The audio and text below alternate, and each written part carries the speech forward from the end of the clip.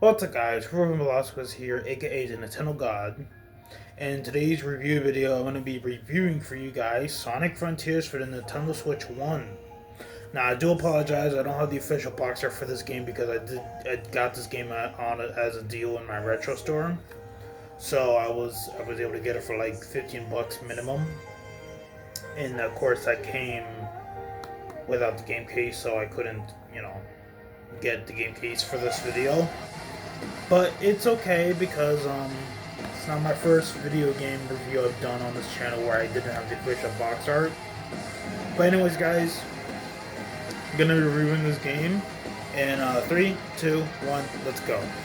So Sonic Frontiers came out, I believe, in 2023, 2022, or I think 2021, I believe.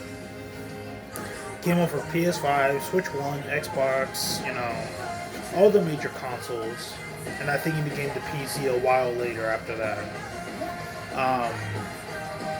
But the Switch 1 version is pretty cool because, portability and stuff like that. So that's why I think it makes this version of the game unique. Because I can play it anywhere I want, on the toilet, in the car, on a plane, on a bus, It's the joy of the Switch console.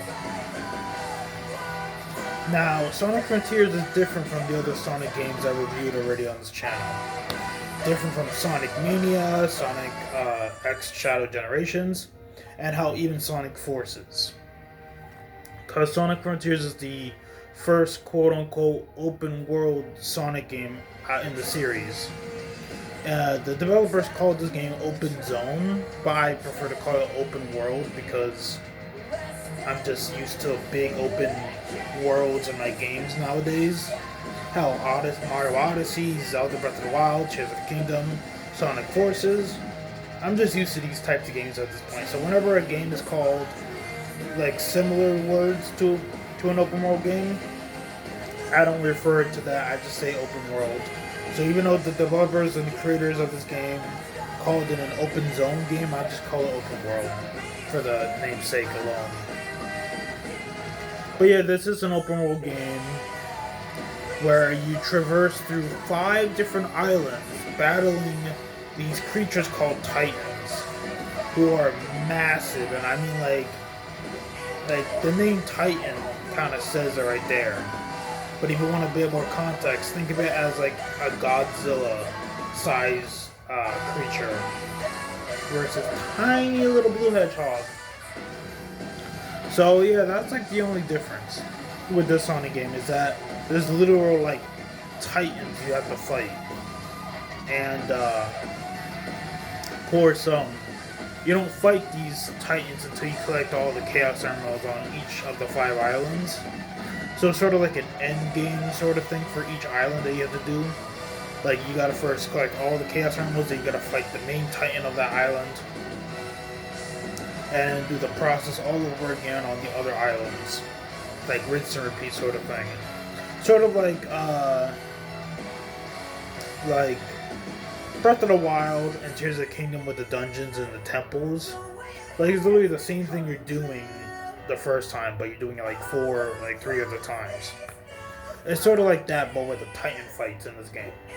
You gotta collect the Chaos Emeralds, then fight the Titan on the island, and do it all over again on the next island, and then again, and then again, and then again. But of course, there's like smaller enemies you can fight in this game. They're not as difficult as Titans, but some of them are challenging if you're not used to the controls of this game. Me, I'm used to open world games at this point, so I learned pretty quickly with the modern controls of Sonic Frontiers, and it was a pretty easy game to get the hang of. When you're playing Sonic games as long as I have.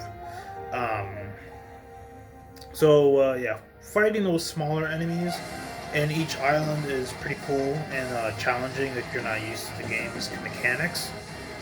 And then there's like these mini bosses, and I say mini quite literally because some of them have health bars, some of them don't, but all of them are fun to fight, and you get major, and I do mean major items when you fight these mini bosses in each island.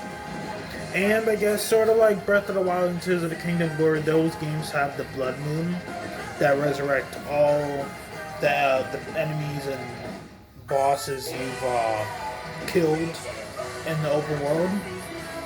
Sonic Frontiers has that exact same thing, but you get rewards from this so-called Blood Moon in this game, which in this game is called like Starfall mechanic, where basically a bunch of shooting stars shine down from the sky, from the night sky, and give you items.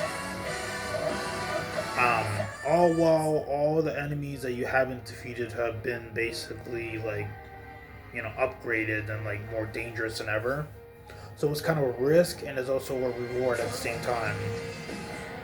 But of course, once the Starfall event, is over, then all the enemies and bosses you've already faced kind of get resurrected, sort of like I said, the Blood Moon from Zelda.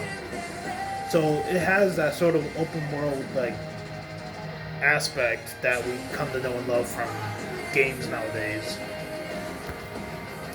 But other than that, the graphics are amazing, especially for the Switch 1. Gameplay is amazing. Mechanics are great because, you know, new mechanics for Sonic are always a welcome for me. For any Sega gamer at this point. Open worlds, or islands I should say, are amazing to look at night and in the daytime. Now there is a day-night cycle in this game like Minecraft, Zelda, you know. But yeah, there's really, other than that, there's really not much else to this game.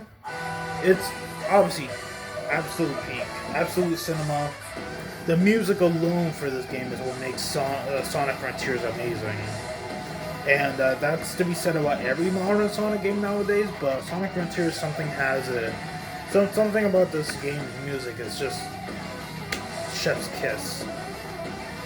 I mean, the song I'm using in this video is literally called I'm Here, and if you can hear it for a few seconds, like here, I'll just be quiet for a second.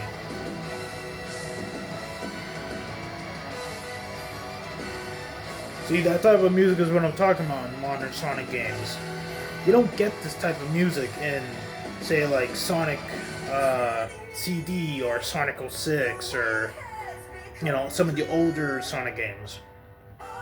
I think the only Sonic game that I know of that's like old-fashioned, like old school Sonic Adventure 2, and I think that's the only like exception when it comes to fantastic Sonic music back in the day, before we had like this game, for instance.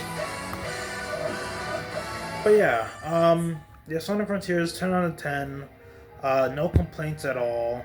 I mean that most literally, because I'm just a huge sucker for open world games. I was like that for Minecraft, I was like that for Zelda, I'm like that for Sonic Frontiers, and I'll be like that for the next, like, open world game that's coming to Nintendo Switch 2. But yeah, with that being said, guys, I guess that's where I'll be ending up today's review for you guys, or I hope you guys enjoyed today's review as much as I'm making it. If you haven't already, subscribe to the channel if you haven't done so already, and comment down below what is your favorite Titan fight in Sonic Frontiers.